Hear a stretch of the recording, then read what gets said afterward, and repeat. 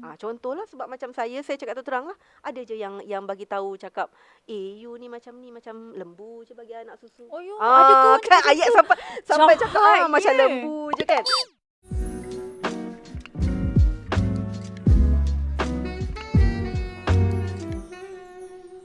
Hello everyone, bersama saya Maira dan orang paling viral dekat Malaysia merupakan Malaysia. merupakan seorang ibu ya. Ah. Boleh perkenalkan diri? Okey, Assalamualaikum semua. Okey, panggil saya Shima Osman. Nama penuh tu panjang sikit tau Maira. Mana nak nama penuh juga ke? Bolehlah cerita Okey, terus. nama penuh Hisma binti Osman. Tapi memang I selalu letak dekat akaun I sis viral lah, senang sikit. Tapi Maira panggil Shima je tau. Tapi kan, kenapa sis viral Tu sebagai username? Okey, soalan ni memang ramai tau. Terutama sekali orang dekat luar tu tanya, kenapa sis viral? Nama Shima. Lepas tu jadi misi kan. Okey, sebenarnya masa kita zaman-zaman PKP tu, I aktif online. So I macam account tu tak apalah, tak nak letak create nama. So I kata tak apalah, I create sis viral. Tapi masa tu tak viral lagi. Saja letak sister. Orang kata nama tu doa. Ah. Sekarang dah viral. Sekarang memang orang dah kenal. So that's why I letak sis viral. Jadi yang terciptalah nama tu akhirnya tiba-tiba jadi misi pula terviral. Kiranya macam kalau orang kat luar memang panggil sis viral lah macam tu Okey, kat luar sebenarnya kadang-kadang tak nak bagi orang nampak tau. Kerana I pakai mask. Oh, tapi sebenarnya Ayo. sebab tapi ada yang tanya, ni sis kan, sis viral kan. Kadang dia orang pergi jumpa kat luar public dekat dengan klinik, terutama kat klinik. I banyak jumpa kat klinik, lepas tu dekat mall. So dia panggil, ni sis viral ke? Ya, tak apa, panggil Shima je cukup. Cakap tak payah viral sebab orang kat luar macam dah pelik. Siapa ni? So panggil Shima je cukup. YTJT yang tahu. Kiranya macam kalau memang sebenarnya orang ada sesetengah orang jenis yang memang dia nak identiti tu dekat social media je. Dekat luar kalau boleh biarlah rahsia. Macam tu ke? Okey, nak kata rahsia sebenarnya Maira, sis dah bagi semua orang tengok pun. Maksudnya masuk bagi tengok tu family. Family lah. I more to anak-anak. Anak-anak kan bagi tips untuk parents kan. Lepas tu macam mana yang latest kan, I had a baby 4 bulan. So I banyak bagi tips untuk yang pregnancy, breastfeeding, untuk baby. Bagi more tips lah. Tapi maksudnya kalau nak kata rahsia tu, tak adalah kata rahsia. I bukanlah artis kat level artis kan, bukan. Apa yang I boleh share, I share. Cuma tak adalah yang tempat yang kita ada kena balance lah. Tempat yang macam privacy tu tak boleh lah nak kena expose sangat. Luar dan dalam tiada rahsia. Tiada rahsia. Biarlah rahsia. Sambung. Okay. Tadi sis ada cakap macam memang kongsikan, share tentang parenting, apa benda tu semua kan yang regarding pasal parenting. Adakah itu experience ataupun observation? Okay, sebenarnya I suka research, to be honest lah. Search sebelum share, kena research dulu tau. Tak pasti jangan kongsi. Yes, betul. Jadi more of I punya yang apa yang I share tu my experience. My experience lah. Dan okay, ramai yang tanya tau, yang ni betul-betul ke misi? Betul-betul ke nurse? Betul-betul ke jurawat? Okay, masa saya remaja, lepas sekolah, saya memang ada part time as jurawat dekat klinik swasta. Klinik pakar wanita dan kanak-kanak di kampung saya lah, Bentong Pahang. Jadi saya orang Pahang. Saya orang Pahang. Mana orang mana? Cantik. Orang kampung kita. Saya Bentong Pahang. Dekat. Okey, jadi saya memang part time kat sana dalam 1 tahun jadi nurse lah. Jadi kebetulan benda tu jadi ilham untuk jadi misi tu, kebetulan. Jadi pengalaman tu ada juga dulu saya bekerja dekat sana dan pengalaman saya pergi ke klinik kesihatan kan, klinik kerajaan tu kan, saya check masa saya pregnant dan juga saya bawa baby. Itu pengalaman. Dan juga saya banyak research about macam mana nak jaga waktu mengandung. Contohnya HB rendah. Ramai ramai tanya yang DM semua dekat luar tu. Sis macam mana sis nak jaga waktu sepanjang mengandung semualah.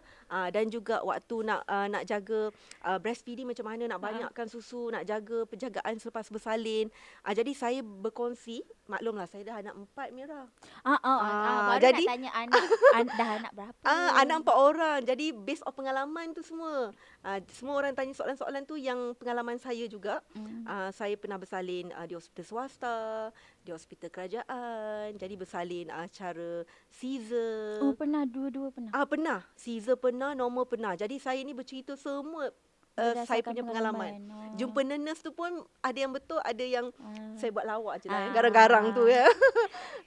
Tapi memang kalau tengok pun memang orang kalau sekali pandang ingat nurse ke? Itulah ramai tanya. Padahal saya punya uniform tu bukan baju nurse tau. Baju apa? Bukan. Yang itu baju biasa casual. Lepas tu tudung tu. Lepas tu yang itu headband tu sebenarnya scarf main-main je. Bukan misi. Tak ada kena-mengena dengan pakaian nurse lah. It's not a real uniform. Okay. Dah clear Maknanya memang sis Faira ni bukan nurse betul-betul. Jangan pula nanti kan nurse boleh ke buat macam ni kan? Tapi memang nampak real. Okay. Tadi kan memang dah cakap macam dah pernah rasa Caesar, dah pernah rasa bersalin normal. Betul. Okay, apa perbezaan yang ketara? Okay, perbezaan dia ni sebenarnya kan dua-dua sakit tau. Dua-dua sakit. Maira dah kahwin ke belum? Belum. Jangan takut. Takut nanti kan Maira takut pula kan. Takut nak kahwin lepas tu nak bersalin. Okay, sebenarnya dua-dua tiada perbezaan lah. To be honest ya. Sebab waktu bersalin Caesar tu bukan saya nak minta. Kita memang ada emergency. Berlaku kecemasan, terpaksa di Caesar lah. Sebab masa tu laluan tak buka. Lepas tu baby pun dah hampir lemas. Hampir lemas. Cukup memang 40 minggu. 40 minggu. Lepas tu memang uri dah matang. Lepas tu memang doktor sarankan sebab dah memang sakit kan, memang nak kena Caesar. Tapi cuma macam sis nak beritahu kan, bersalin Caesar dengan normal ni sebenarnya tak ada beza. Sakit dia dua-dua pun sakit, Mira. Ya ke? Tapi penjagaan dia ada perbezaan. Cuma Caesar sebab kita luka atas kan, jahitan tu kena jaga betul-betul, tak boleh angkat berat. Kalau normal tu orang Melayu cakap sekejap je lah. Sekejap je dah jaga betul-betul, dah jahitan dah tetas. Jaga memang pemakanan semua, tak ada angkat berat sangat, naik tangga ke kan. Pantang tu jangan bentan tu semua. InsyaAllah memang dah 5 hari ke dah boleh jalan 5 laju. 5 hari boleh jalan dah. Kalau macam Caesar kalau Caesar tu memang sakit sikit. Nak jalan memang sakit sikit. Saya memang rasa masa tu masa anak sulung tu tau. First time kan 2007 rasa macam ya Allah tuanku sakitnya. Memang tak anak nak pertama. Anak pertama kan masa tu kan. Masa tu tak nak dah. Memang tak nak dah. Tiba-tiba tambah lagi 3, 4. Tipikal ayat mak-mak memang tak nak dah. Cukuplah kali ni je. Tiba ada 2, ada 3. Sampai sekarang ni. Cukuplah 4. Cukup. I bagi Maira pula kahwin lepas tu salin. Lambat lagi ya. Jangan nanti tak mau lagi. Arak-araknya lah. Okay, ada orang cakap macam ni. Sebenarnya macam tadi saya cakap, kalau bersalin ni dua-dua sama je. Sakitnya betul. sama je. Cuma pintu je lain-lain. Tapi cara penjagaan dia tu macam kalau saya sendiri yang untuk Caesar jaganya macam mana? Okay, masa Caesar tu sebab saya memang suka dengar apa nasihat doktor. Okay, so dekat luar sana kalau ibu-ibu yang first mom, so I sarankan dengar cakap doktor. So kalau doktor cakap boleh urut ke, boleh, sebenarnya boleh tau. Sebab I suka tanya doktor, boleh tak urut? Sebab kita ni orang Melayu ni apa-apa sikit lepas panak urut lah. Nanti sekarang bukanlah kata nak kurus, tapi bagi hilang buang angin. Okay, so doktor tu memang saya bersalin di Selangor Medical Center. Masa tu swasta kan. So doktor cakap boleh tapi jangan sentuh bahagian jahitan Caesar. So urut hanya di belakang ke, kaki ke, tangan, kepala semualah. Tapi jangan sentuh bahagian jahitan. Bahagian jahitan tu lah. Saya memang ikut cara traditional. So saya memang ikut saran doktor cakap makan je apa. Waktu Caesar makan sahaja apa-apa. Cuma doktor kata of course seafood janganlah. Oh, Dambur kenapa? pantang Gatal seafood, eh? sebab seafood gatal tau. Contohnya macam dambur pantang memang tak boleh lah. As you know, dambur pantang tak boleh udang, sotong, kerang ke, tiram, sos tiram tu semua, udang kering, ikan bilis kan. Jangan makan. Tapi yang doktor sarankan makan banyak buah, makan sayur. Jangan pandai-pandai nak sapu apa-apa ke kan. Buat pun tak boleh sapu. Tak boleh. Kalau kena air pun boleh lap sikit-sikit bagi dia dry lah. Tapi memang sakit tau. Memang Ngilunya. memang ngilu, memang sakit. So tak boleh angkat berat, kalau boleh jangan sentuh dekat situ semualah. Even doktor pun doktor suruh tau boleh pakai wrap tu. Apa tu? Bukan bengkung. Bukan bengkung Dia bukan bengkung, dia macam yang wrap lah, dia panggil wrap. Saya ada pernah share juga. Wrap tu macam tu saja supaya doktor kata dia untuk mengecutkan senang, jahitan tu cepat baik. Cepat. Ni doktor betul-betul tau. Saya memang dia sarankan pakai. Saya pakai. Saya ikut je. Apa yang doktor cakap saya ikut je. Itu untuk Caesar lah. Caesar memang dia makanan tu kena kalau boleh after 6 months, baby dah 6 bulan baru nak cuba makan seafood. Weh, 6 bulan ke? 6 Ha. bulan kau kena Ketam tahan ke, makan udang ke, seafood. sotong ke, kena tahan sikit. Sebab takut nanti dekat jahitan tu ada, dia a bit like macam bincut-bincut. Dia macam like, it's nanti like tak cantik gatal. kan? Dia gatal. Saya pernah accidentally makan, habis merah. Gatal tau. Dia Terus tak merenyam makan. sangat. Ya Allah, ngilu aku. Jadi kena jaga. Caesar dia memang lain sikit lah. Normal senang. Normal sangat senang. Ya ke? Cara tempoh berpantang antara normal dengan Caesar tu? Okey, berpantang tu sebenarnya kita ni cara tradisional kan. Cara Melayu ni 44 hari. Tapi kalau contohnya ikut pada orang lah, pada orang kan. Tapi saya, kalau nak tanya saya memang ikut 44 hari. Lepas tu kalau contohnya macam nak pergi senaman yang agak aktif kasar tu, saya memang 100 hari. Contohnya nak minum ais sejuk ke 100 hari. Tapi terpulang pada hak masing-masing lah.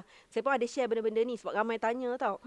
Sebab saya percaya dengan yang macam masalah ada kena bentan. Sebab saya pernah kena. Jadi saya nak share dengan you all lah. Sebab bentan tu memang bukan main-main. Sebab saya sendiri yang kena. Saya memang dia shaking tau. Sejuk, demam, getah ni semua ni. Satu badan ni menggigil tiba-tiba. Dia on the spot. Sebab salah makan. Salah makan.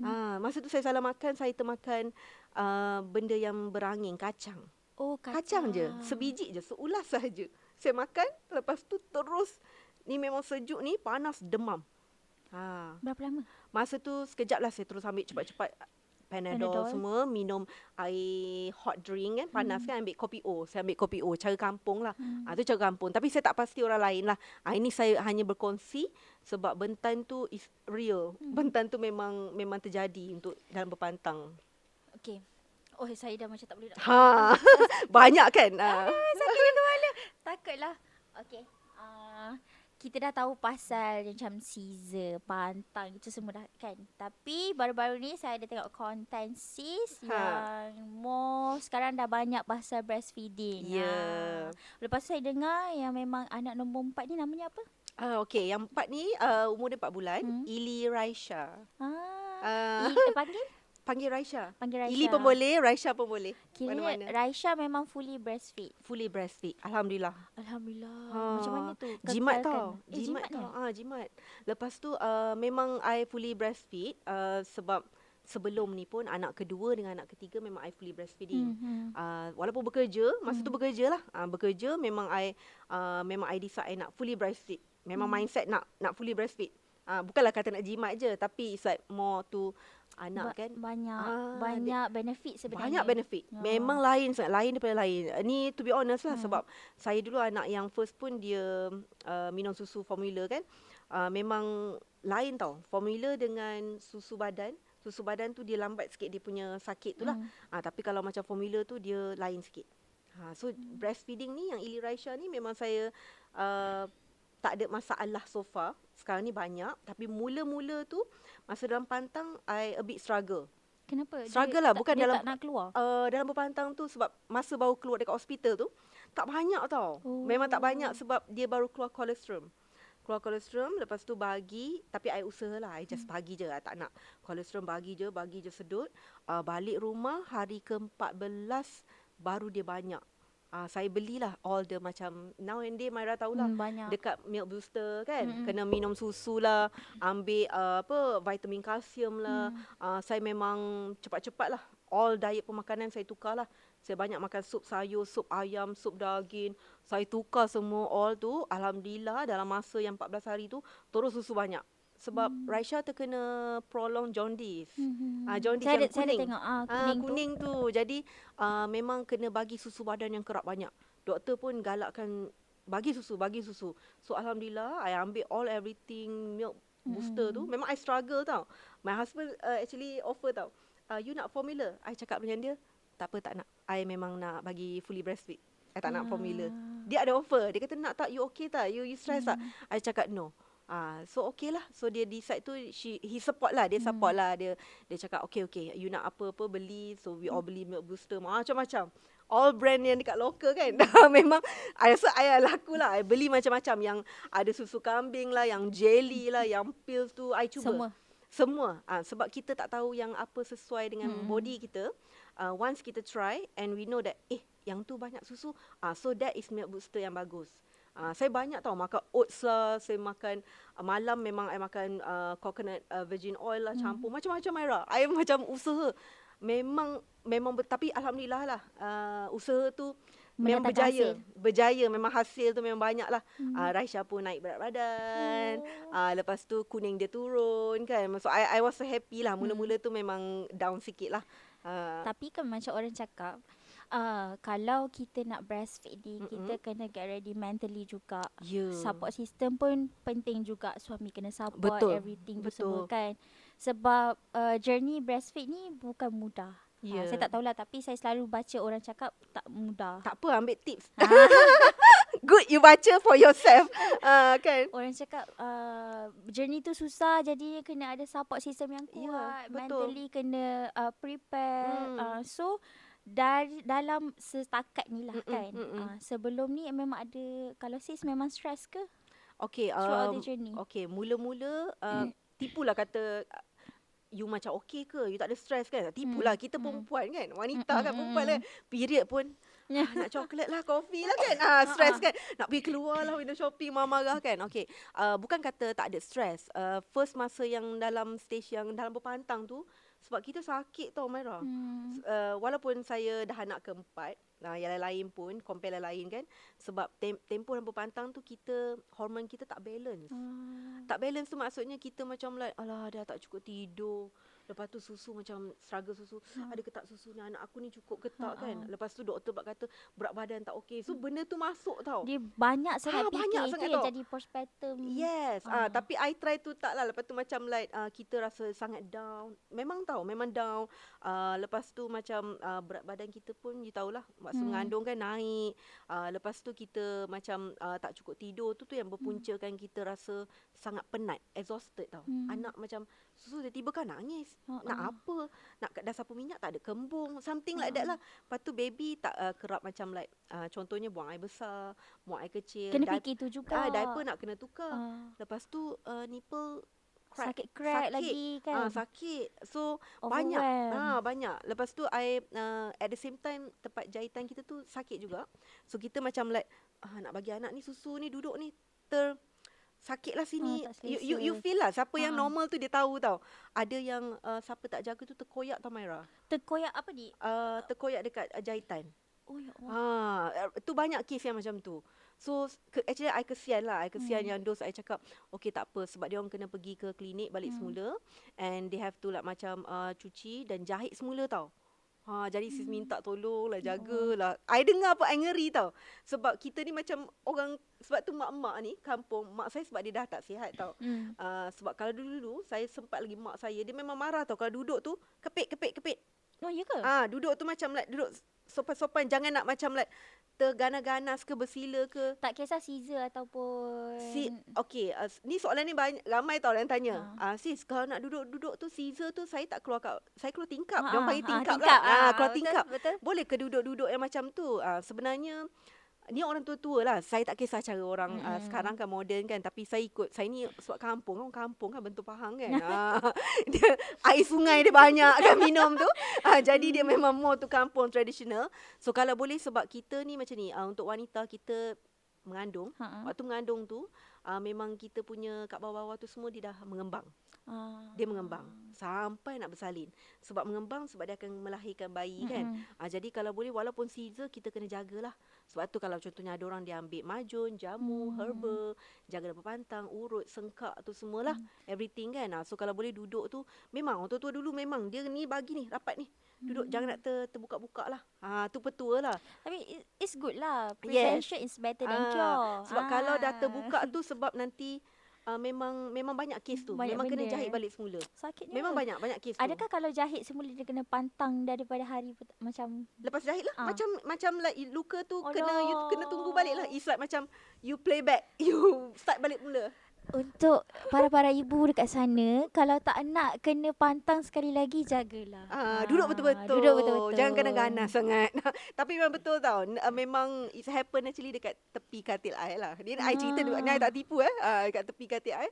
Memang nurse tu kata, ini tadi lepas bersalin ke? Pukul berapa bersalin? Malam tadi. Kenapa duduk macam ni? Tak takut ke koyak tu?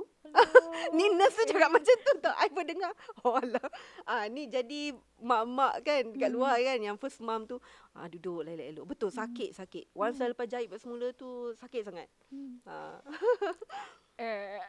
Gilu. Sakit. Okay. Saya selalulah macam tengok konten-konten sis kan. Okay. Pasal breastfeeding, saya ada nampak orang komen. Biasanya macam bila konten-konten sis Wira ni sentiasa macam kena dengan orang. Orang boleh relate everything kan. So dekat komen tu banyak lah yang cakap pasal diorang punya experience dan sebagainya. Ada tak yang macam kalau contoh sis duduk diam-diam tiba terbaca kan. Ada tak experience yang macam teringat sampai sekarang? Okay, pasal breastfeeding. Pasal breastfeeding. Okay, pasal breastfeeding yang saya teringat tu adalah few lah actually, few case lah. Yang first saya ingat yang dia beritahu sebab dia punya nipple tu crack tu, teruk tau. Teruk tu sampai berdarah, susu dia pun campur dengan susu. Susu sekali. So memang tak boleh bengkak sebab dia macam dalam berpantang ni juga memang susu bengkak, sakit, dia demam, anak nangis nak bagi susu tak boleh. Nak pump pun memang terpaksa keluar, terpaksa buangkan susu tu. Sebab susu tu tak boleh lah darah. Nanti dia bengkak ke? Bengkak, memang bengkak. Kalau tak buang, bengkak. So buang, lepas tu dia kata terpaksa bagi formula. Dia cakap dia sangat stres. Dia memang sangat stres. Lepas tu dia menangis lah. Because dia nak bagi susu badan. Tapi sebabkan jadi macam tu, so dia terpaksa buang all everything. So dia ambil time jugalah. Anak dia terpaksa formula. I think dia kata dia 2 minggu lebih. Dia terpaksa ubat lah. Terpaksa ubat, doktor bagi ni kan. Sebab teruk sangat. Teruk sangat luka tu. Both, dua-dua. Ya Allah, kesiannya. Tapi kalau satu lagi boleh lah kan? Boleh, tapi dua-dua. So memang dia cakap yang itu memang sakit lah. Memang sakit. Lepas tu susu kena buang. Memang campur dengan darah. Tak boleh bagi satu pun. Susu dia formula. And then yang dia kata paling kesian dah sudah tu. Dia cerita dekat I lah. Because sometimes dia orang direct DM tau. Dia orang direct DM. So I ada masa I baca. Kadang I akan reply. And then I akan print screen. I akan share to everyone jugalah on my social media. Tu yang kadang dia orang suka share juga cerita-cerita pasal breastfeeding kan. So dia cakap lepas pada 2 weeks plus tu baby confused pula. Confused direct dengan bottle. Dia tak nak direct. sebab dia dah biasa dengan bottle. Botol. Dan tak nak pula susu badan. Kesiannya. So benda ni banyak tau facing to new mom. Yang anak-anak yang first baby, dia cakap macam mana sih susu banyak ni, bagi susu badan anak keluar, anak jeluak, muntah ni semua. Lepas tu susu formula je dia nak. Tapi I bagi encourage kan positif lah, of course lah. Tapi sebenarnya boleh you mix ataupun you stop for a while anak tu bottle. Lepas tu bagi dengan susu badan tu. Sebab baby dia take time lah. Sebab dia dah rasa sedap susu formula kan. So dia bagi tu, insyaAllah dia akan suka direct tu dengan susu badan kita. Banyaklah memang ada case tu nipple crack. Lepas tu lagi satu yang memang tak boleh nak bagi breastfeed langsung. Sebab because susu tu dah keras. Dah keras, dah bengkak kan, ada ketulan. So terpaksa pergi jumpa doktor because dia laluan dia tak keluar. Ni bengkak ni sakit. So pergi jumpa doktor terpaksa buat surgery lah. Allah Akbar. Banyaklah kes. Oh Ah. my God. Lagilah rasa risau. Yeah, breastfeeding. It's not actually macam Myra cakap lah, breastfeeding ni jenis ni it's not easy. Mungkin ada orang cakap senang je lah, you bagi je terus kan. Tapi sebenarnya kalau macam Myra kata mental tu you tak kuat, you tak jaga betul-betul like, macam tak ada orang support kan. Betul. The most important you punya husband you, family you, adik-beradik you, your friend. Dengar. Sebab okay, let's say lah, lain orang lain journey. Betul. Apatah lagi kalau ibu tu ibu yang memang baru lagi menjadi seorang ibu. Jadinya orang yang dekat sekeliling ni pun memainkan peranan yang sangat penting. Janganlah cakap benda bukan-bukan ke apa Jangan. ke. Sensitif. Yang tu sensitif sangat. Saya ada baca satu tau yang dia cakap macam ni. Saya tengah pantang hari ke-27. Saya stres sangat. Orang sekeliling tak boleh langsung dengar and tengok baby nangis. Dituduhnya baby lapar, lepas tu paksa kita menyusu. Ni banyak. Banyak. Tak payah Myra, tak payah dia. Sebenarnya berlaku dekat I pun ada. Ya. Tapi kita tak boleh nak cakap kan. Dulu I kena macam ni kan. Yelah sensitif lah, you tahulah kan. Ni isu keluarga ke bawa ke social media pula kan. Tapi sis buat macam mana? Okay, sebenarnya ada juga macam baby kan. Sebelum tu nak cakap susu badan ni sebenarnya dia banyak benefit dia dan juga dia cepat hadam. So kalau minum dia memang akan cepat dia punya susu tu masuk buai besar lah. Buai besar ataupun kecil lah, hadam lah. Okay, so sekarang ni macam yang saya beritahu tu, masa dulu yang you cakap yang 27 hari kan dah berpantang kan, orang kata ni. Sebenarnya saya pun kena juga, tapi saya nak jawab yang orang tu lah. Saya pun kena juga, sama benda sama. Anak nangis ni, kita bagi susu, dah bagi kanan, lepas tu nak kiri pula. Lepas tu cakap, tu you okay ke? Susu tu okay ke? Susu cair ni. Susu cair ni. Susu tak banyak ni. Anak tak kenyang ni. Mesti susu you tak banyak ni. Bagi formula lah. Actually ada yang macam tu. Saya kena banyak kali tau. Saya jujur ni, saya beritahu. Saya kena banyak kali, tapi for me, saya jenis yang masuk kanan keluar kiri. Sebab kita tahu, sebab kita ni kena, sebelum kita nak breastfeed ni, kita banyak kena tahu ilmu. Maksud ilmu tu baca kan, what is benefit of breastfeeding. Okay, anak minum tu untuk umur yang contohnya sebulan, berapa ounce, berapa jam. Lepas tu maknanya macam mana nak tahu dia cukup minum susu tu. Kenapa baby nangis. Sebenarnya orang tak faham tau. Betul. Kadang-kadang baby nangis tu mesti susu cair. Mesti anak you tak suka. Sebab sebenarnya susu cair dengan susu pekat, kalau betul-betul orang yang belajar, orang tahu breastfeeding, susu yang awal baby minum tu, susu tu cair. Itu adalah panggil formula. Formula tu susu cair tu maknanya dia macam hilangkan baby punya kehausan. Baby dia akan minum, dua-dua pun ada. So dia akan minum haus dan macam pertengahan hind milk. Hind milk tu adalah susu pekat. Susu pekat tu maknanya dia punya karbo, protein, dia punya zinc, dia punya kalsium, bagi dia kenyang. Laktosa dia pun tinggi. Sebab kalau kita nak explain, orang tak faham. Jadi bagi sis, saya cakap tu terang, kalau yang orang yang cakap macam ni, I memang ignore saja. Bagi I macam toxic people ni everywhere lah. Everywhere je. Kira macam sebenarnya susu ibu ni, susu kita nak breastfeed ni, tak ada satu pun yang tak baik. Ya. Yang cair ke, yang pekat ke, semua sama. Ya. Kalau cair pun ada juga benefit dia, khasiat dia, dan susu pekat pun sebab susu cair kena ada, susu pekat pun kena ada.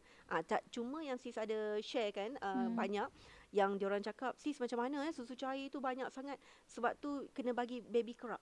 Baby kerap supaya dia macam ni tau, kalau you bagi kerap, macam air, dia dah habis, so dia akan refill.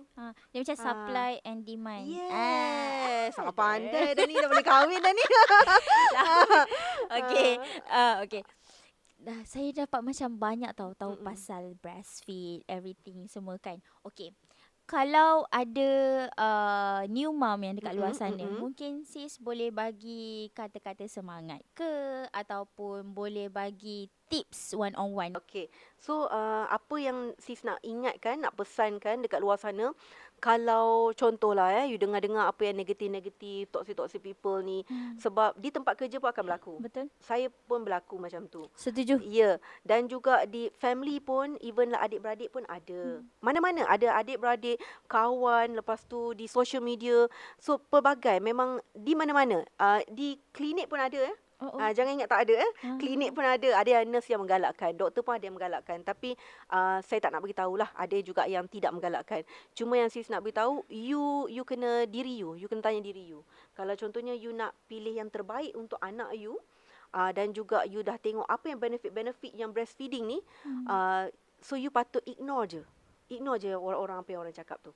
Contohlah, sebab macam saya cakap terang lah, ada je yang bagi tahu cakap, you ni macam lembu je bagi anak susu. Ada kan ayat sampai cakap macam lembu je kan. Kena pump lah sebab dulu saya kerja tau, saya kena pump lah. Jangan risau. Okay, kalau contohnya orang keep cakap you drop tu, because kalau you stress, untuk ibu-ibu kalau you Lagi stress, lagi you susah hati, you sakit, you tak jaga pemakanan, you kena jaga tau diet pemakanan you. Jangan risau. Apa yang orang cakap tu ignore saja. Tengok gambar baby comel, tengok suami handsome, kan. Maknanya kena tengok benda-benda yang positif kan. Tengok benda-benda yang positif, tengok waktu wedding ke, benda-benda macam tu akan menggalakkan you, support you still ada orang yang tersayang. Lantaklah orang macam tu.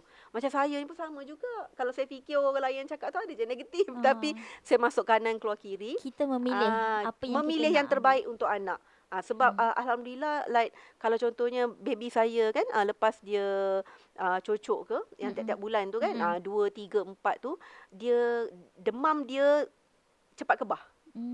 Dia bukan kata tak sakit, tapi dia cepat kebah, dia meragam saja tapi tak ada demam.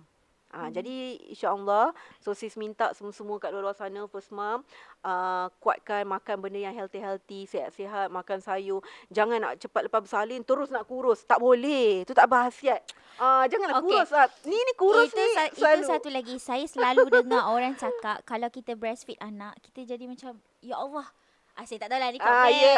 Macam saya pula kan. Ada orang cakap, ya Allah, bila dah breastfeed anak tu, ya Allah laparnya. Ya Allah, nak makan ni, nak makan tu. Okey, itu memang susah. Itu memang tahu. Sebab macam ni, kita kan dah bagi anak ni susu ni kan. Bukan sekejap. Kadang-kadang isap 30 minit. Lepas tu sampai 30 minit. Contoh dah 1 jam lebih kan.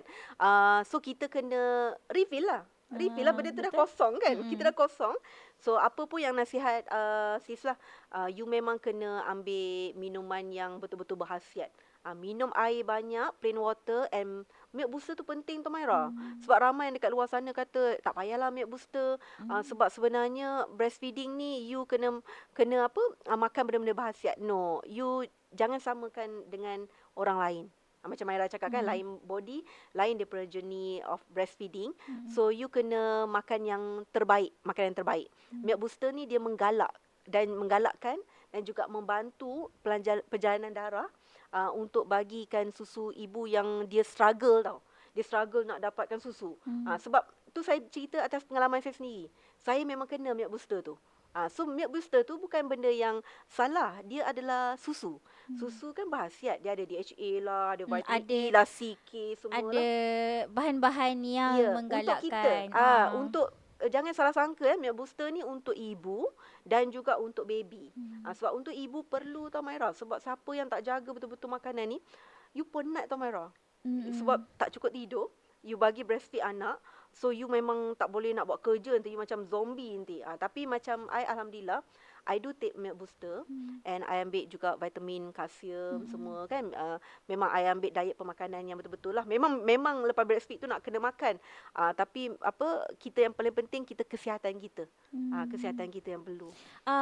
Ada orang cakap put yourself first before you want to give something good to your child. Betul. Betul Maira, betul. Actually betul Maira.